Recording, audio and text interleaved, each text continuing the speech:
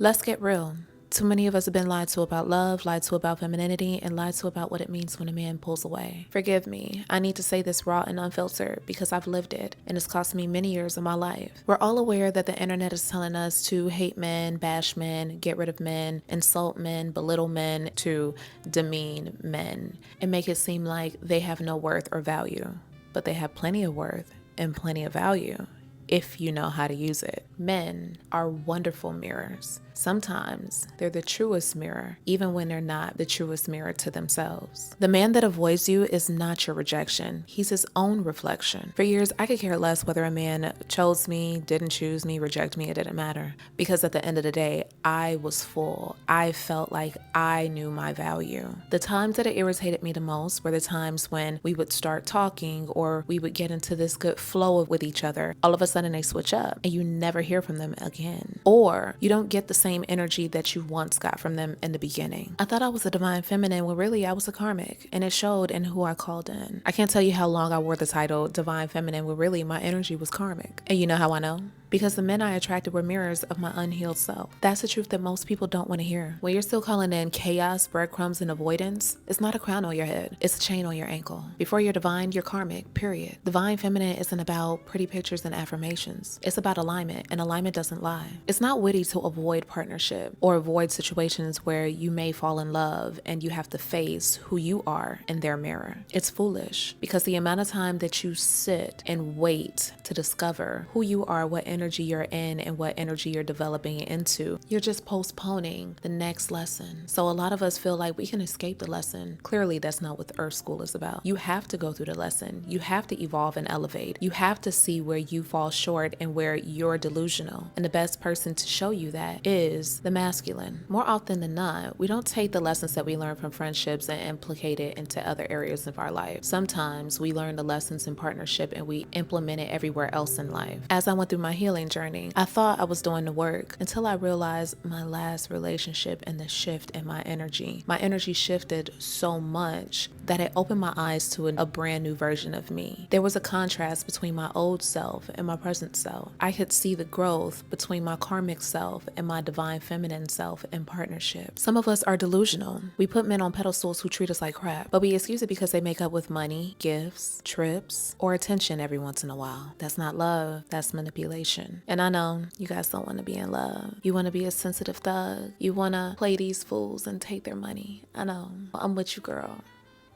Now you know if that's how you feel, you're going to forever be in an empty loop. Your soul is going to forever have a gaping hole, and you're never going to really see or achieve the goals that you're reaching toward. Because one day I hope that you learn, just like I did, surviving on breadcrumbs doesn't make you chosen. It makes you hungry. The thing that most girlies that want a ring shun the most is love and sensuality. You think in order to get a husband, in order to be clean and pure and be a wife, you have to shun certain aspects of yourself. There's things that you don't wear on your sleeves, okay? Because you don't want to attract the wrong thing. But there's aspects that you do need to have because they are tied to other aspects of your internal will. Sensuality is heavily attracted to your creativity. The higher your sensuality is, the more creative energy you have at your beck and call. The issue is, a lot of times, oftentimes, we take that energy and we invest it in a man instead of replenishing ourselves. When you replenish yourself, you glow. It's almost like you have a goddess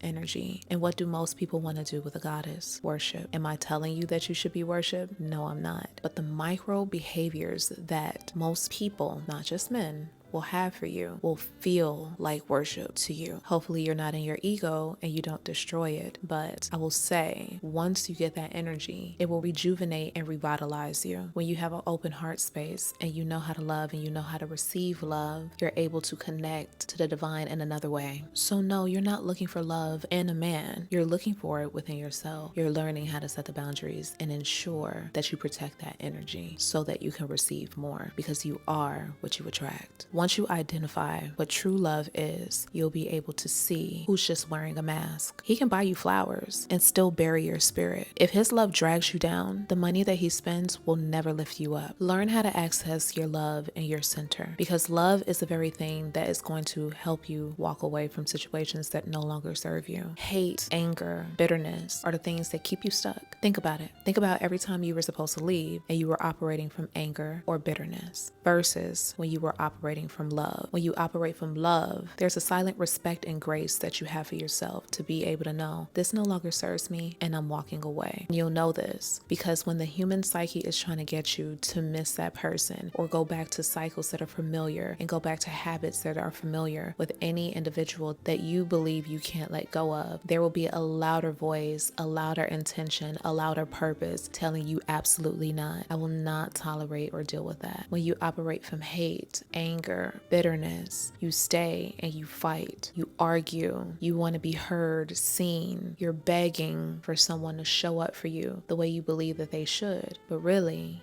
you're not showing up for yourself, and that's why you're still there, whether it be mentally, spiritually, or physically. And I'm calling out those girlies that feel like their divine masculine or this karmic is pulling on their energy. You have to decide to let it go. Let me tell you the real about avoidance. Avoidance men don't pull away because you're not enough. They pull away because you threaten their comfort zone. Your peace, your softness, your truth, it forces them to look at themselves. And not every man is ready to look into that mirror. Some will run from the very thing that they claim they want. How do I know this exactly? Because we all flip roles. When we're all in karmic energy, we explore different versions of it. In my past, I have been avoidant as well. And that's why I can have some compassion for those that are in avoidant energy, because I understand. I would say I wanted a long-term relationship, and the second that someone was serious and intentional, I would find things about them that was wrong. I would look for the things that I didn't like. I would manifest situations that didn't have to happen. Sometimes in my behavior, sometimes in my actions, sometimes in not showing up, sometimes in playing hard to get, sometimes listening to advice online that felt good, but I didn't have a deeper understanding on what the outcome will be if I act on that information. We have to take a look at ourselves as well. There's a version of us that holds on to the same thing that we feel agonizes us. Sometimes we just meet our match. These are the things that we have to pay attention to, because a lot of us are in anger because it hurts so much and we feel like they led us astray. But I promise you, when you are healed, when you know love, when you have boundaries, no one can pull the rug from under you. Sometimes they may get away with things for a little while, but you will absolutely pick up on it and you'll know exactly what to do to ensure that you protect yourself. So if you're heartbroken because you feel that this person did you such a disjustice, you have to also look at how you ignored some of the signs, how you're operating in attachment and not necessarily love. So keep this in mind. His silence was never your punishment. It was his prison. He wasn't avoiding you. He's avoiding his own reflection in you. When you're unhealed and unfocused, it's hard to take this advice. But when you finally start doing the work that you need to in order to clear out all of the trauma and the pain that you harbor, you will be able to go so much further with this advice. Put yourself in their shoes. Look at the moments where you operated like them with someone else. Think about how you operated and what you were thinking about. Think about how they showed up and the things they did to give you the ick. Sometimes we give other people the ick, especially when we're underdeveloped emotionally and they are also underdeveloped emotionally. We meet people where we are. It's time to stop looking at people and looking down on them.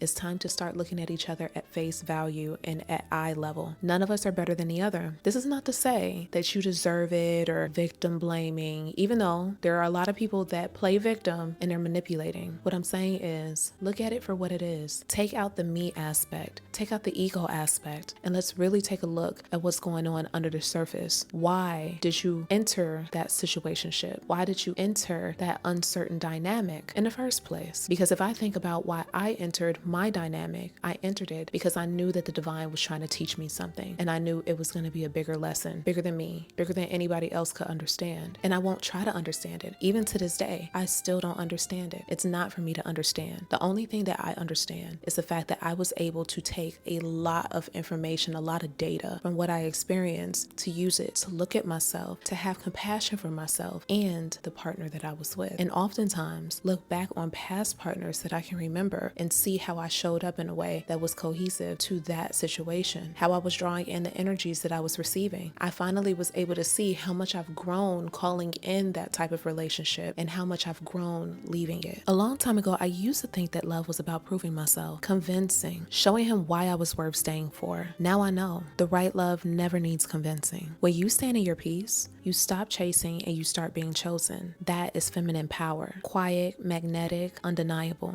It doesn't beg, it doesn't chase. It sets a bar and waits for the right man to rise to it. Feminine power doesn't scream. It whispers and the world listens. A woman who knows her worth, she does not chase, she attracts. What does that mean exactly? It means you have enough self-reflection, accountability, knowledge of self, and discipline to sit in the moments that feel hard. The moments when you need to detach, you should be able to sit there and say, I'm not going to think about this person. I'm not going to text this person. I'm not going to deal with this person, and know that you're going to carry that command out. You don't need anger. You don't need a reason. You don't need an answer in order to believe that you are going to carry this order out. You just understand that you're reprogramming yourself. You understand that psychologically, this is a habit that you're breaking. It's not easy to break habits. It's not easy to detach. It's not easy to refocus and reframe, but this is how we quantum leap, because we are no longer attracted to the thing that we were moving away from. We're no longer using hate, anger, belittlement, bitterness to keep our boundaries and walls strong. We're allowing the divine to come in and heal us. We're allowing the divine to come in and move us in the directions that we need to go. It's not easy to detach. I don't want to mislead you and make you think that it is. But because you love yourself so much, it will look effortless. It will look easy. It will have someone questioning whether you even loved or valued that person in the first place. We have to also know what's on the other side of detachment. It's action.